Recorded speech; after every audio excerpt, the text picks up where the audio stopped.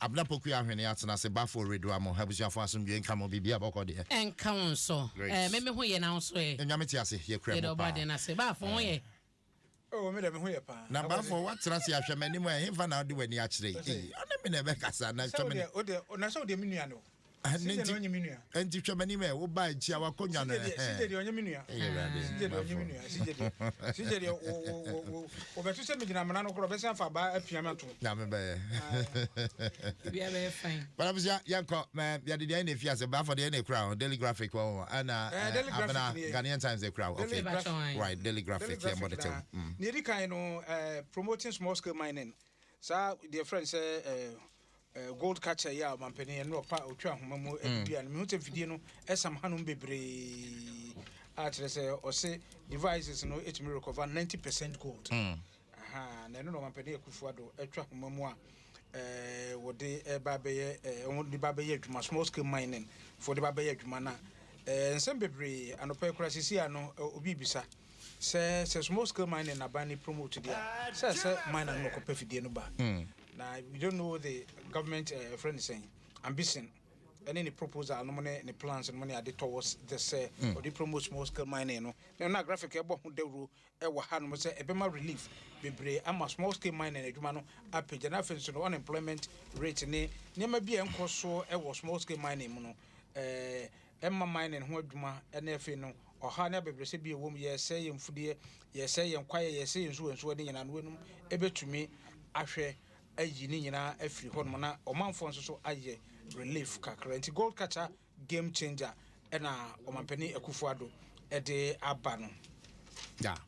and you know daily graphic also on the front page of the daily graphic I know them me how okay me how motorway I know the one kind crank and no pay me be say afidie bi sisi so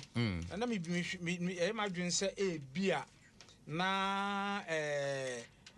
Portos na last week ya kan ho asem no yeah ana bia na omo baba behwe na ba page 16 of the daily graphica ora akosi amo akwata ne mfo ni da habra grant interview ama media bra mo call site na omo hwe se de adwuma no ebeko design ne ehunko ne bane nyina na wo tirim say reconstruction of the Accra Tema motorway August ya sase ebefiase bi mu kwan ye ne sen asay o ayede be ni nyina no eto baba betwa ana papa no so a me hu video we foforo me menda no ana me nyonko bi de send me na me hu video no na ma dwen se kuma wood movie about papa na go de akola ne kwaji we no me hwe ni din in fact my first one the man taking it serious that story na abna pokia ahwene di a trepa oni o ma me kra kasa ya remind enran so ya remind no me ko na no enran ko na no no okay great me who sa story no so yeah nti no se den wacheche mu bebre allegations a omodema eni ade o chese bebre na anye no kre also even though so you soldier ni ono ana oji leave ede kokoti na fie ayi bisa so criminal record bi anase bibi anase run kra no onim no ne na hia pen go say so or the papa neka na ono a shada setting up o so onim no da kwasie da bi oba ho no ma wode ne sika dro ba ye no ene the first time a osia no warifiti claims ni bebre na ekoso social media but am paso on masika dro de ono na eka se on masika dro mo se na danfo bi e fe na nafusu na recommend ono de ma opon ya odamu yi ena me bisa se wonye sika dro e da na wo wadanfo e recommend ya bra wo se ye sika dro ma no ena o se onimu de entia se o kan sanso a ebetuma ba sese de ono eka no sa na bia betima no kro ne mom no bia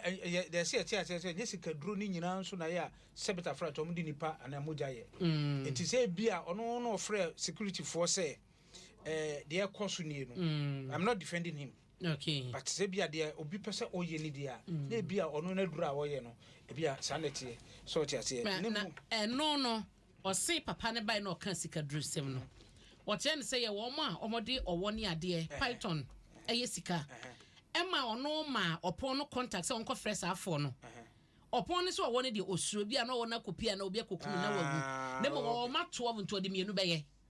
and ntina me no Sano according to Nana Dubois for and Ram Nene Kasai no was this an upon catching no me say because one ya tisa or more fiscal no sanity and no because if you know be cocoa and now no only pia there been nipa no or the be coffee de na kwhye dem no fiscal information on same way no this note no say last week assembly as was in Zimbabwe nkrofo etwom na kokomuti e pesika no ye ne papa opening bi ono so ye spiritualist kasa ne nsam o chire me se sikaduro no e wo ho na mom no ebi wo ho no ma se nye nipa ewie chire no e wo ne ode be hye wase na ewie chire no wa hwekora wankasa bi a umma wankasa wuti ana wo na ode be se efficiency de bi wo ho no ma ye be for wo ye ati ewie bra sika na eba no beda we so ase fa we be sha nam fa we bi se bedru ba bi obehunu no ama tata wa ama se bibi wo ho ma na odi kotua ka na mame fa paper de na anto aso yeah quickly na fa Ghanaian Times yeah ana plant medicine so na Professor Duncan Ichirum say yem ye ni di akire de ye nwo adwuma ye ha nnuro na ye wa ha no mo no ye ha ne ade ye nnua no buna na ye de ye nnuro no ebetumi aboa ama ye nya be ye $30 billion afibia o say wiase amman a friend say UN ne a friend say wo mo a who no ne ade nyarewa bebre ho no mo pa no adura wo munya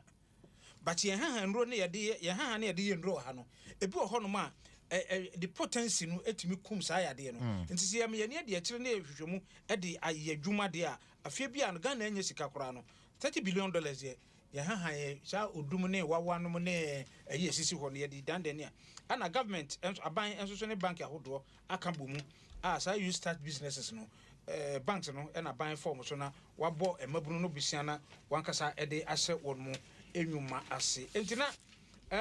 daily graphic ni one front page or their stories no so spread e paper no nyina no ebi na me de atudwa na maboboso right for that say Ghanaian Times here mama fa Ghanaian Times abokrata to aso wo hye ni ma good catcher ya ban yakofa be so hade aba wo mo hye ni so mo de be se ahasa ebeba abeka ho na chese aboa ama mekra ekoyi nsum no ya ba for boss no so ho asabeda Ghanaian Times anim na Dr. Patrick Kumabo Director General Adom Ghana Health Service no so na ekasai wo se asa ya relax ya jeje mu kakra ye COVID safety protocols no inti ama COVID cases no ekonanim no so ho asam eda ha na banks makoma kwenkro makambo mu hye aban no you start no ebe hyase ye adwuma na medewo ekomu ana ye be hyase okatafeto so miensa yemra kisi ajabe emfoni eda ha wode na wo special prosecutor na beka ya wo mode nkata bi ba na wotwetwa mu beka so red le coffee wo mo ehye de check or you wanted by office of the special prosecutor ama already so de nkata beto abonte so no wonko ba bia wote krom ha ya na mo cho so de na lawyer fa kwakosia special prosecutor amekọ wi akire no ya de tene no ya mana nkodi fie ne nyina no se wa forge document bi no ye allegation a free office of the special prosecutor aba ya mo HSO obi na file petition de etia no eno ho asem Ghanaian Times abo mu kakra na kwaba amade zamama line de ne police fo ya soja ne ba kuri nipa menu bi aka no ya che wo mo no eno so ho asem wo katafeto so miensa ha na me de wo katafeto so edunkrom na ya hye ye Ghana Health Service asema wo mo eka na Obama Greater Accra region no kame akwesa COVID-19 cases no sign money ne homene som ebre yakoba say he nose mask ye ja hye ye say ye hohoro sanitizer ye fa nya adwuma biem wo mo che say ye hu ye pa ya ye mpanyefo ede atudwa wo mo che say no active cases no Greater Accra ekita mo 317 wo bra 91,363 cases are recorded ye nyina no na Greater Accra ekita mo besa 90,000 na che say emu ohu pa na eno na mpanyefo etwe Ghana for nyina adwase so say yenya hwe ye yaso ye Greater Accra na ekita 317 no a Eastern region ekita 29 Western region ekita 11 Western North ekita 5 Volta 3 Bunu East 2 ena Bunu Oti ena Savannah regions no yes omo act 1 to say obi a active case baako min kana sa ntia no enya san baako a empanyefo so e dia ba e wo the Ghanaian Times da wo krata ntia enya hye ye pa banks en krono so no e ho ama ne bo e da hanom a wo mo e di enchemu abanti no asampa Ghanaian Times mo kakra ya ewo mu no na eno achi no kwa wan so a katafeto so nan no yesen kwada school fo kwada makoma kwa hanson 700 na wo mo eye wo mo ice cream e wo ho no ma nyina no eye de wo boa se bia koba se bia kwada bi ho no ma wo eniyade na asa ne ho hawa wo mo behunu aso no entem. Right, and Tiabusia, be a sorry, so adomonline.com, adomonline.com, Ubehu and Anopay, a Nigeria church attackers disguised as worshippers, and according to police, and Vadare Hoseme Siwa Nigeria, St. Francis Xavier Catholic Church, and on those states, and Honsem, and Waha, Ubetumiashe, and NDC, the lack of Yasana, and also adomonline.com, say, yeah, detaining, and Togbe after there, on the S. Gracia, be a demand, was signed the call. Yes, Kaketo. We have been there. Wow. But we kind of, you know, so the church, yeah, papa, Yamana Bosso. Oh, why are you? See, a Juma no Bayan, part time. No, who be the part time a Juma, Ubewi, not Oji, a monument you own. Brano Yajumanaka, yeah, as a Bosumi Biano, of course. And it's a part time, and I say, well, we are a human fear nine. Na see a sign and man was says Kaka we teacher near where you 35 years. Our banner home GMO edison. Togbe, your boy Abasuano pay. Near why no, Sanka Ubia, ye be sa, and Kagana, and can you see you swing? Why, Papa, oh, be a woody dear, Nancy be so a chat about you know. Account on or do one out. And you're not quite but oh, I didn't. Who said verify a crowd, not as soon as yes, she cannot turn account more. Said the open doors on that. Oh, let's son and I didn't cost or truck or money bank. A truck or control and money I demand to me. Who says,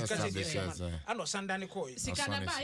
who the old currency, 360,000, 396,000, which is 3.9 billion. It's almost 4 billion. 4 billion cities. Yeah. Now, why, yeah, the Yamana Basso. Senator Fletcher, no, and honor your Council of State member. And yet there will be RGB. Oh, I don't see part time a Juman obey. And you know, Jumanos from a month. I'm more Macana, we have full time. Crack fear 9. That's why Sanka Humjane and Pejaka Cracase Manua. To be what I had Papa Nakupo. Yanamo Shensia. Or Yanamo Shensia. Asampa, Yadase.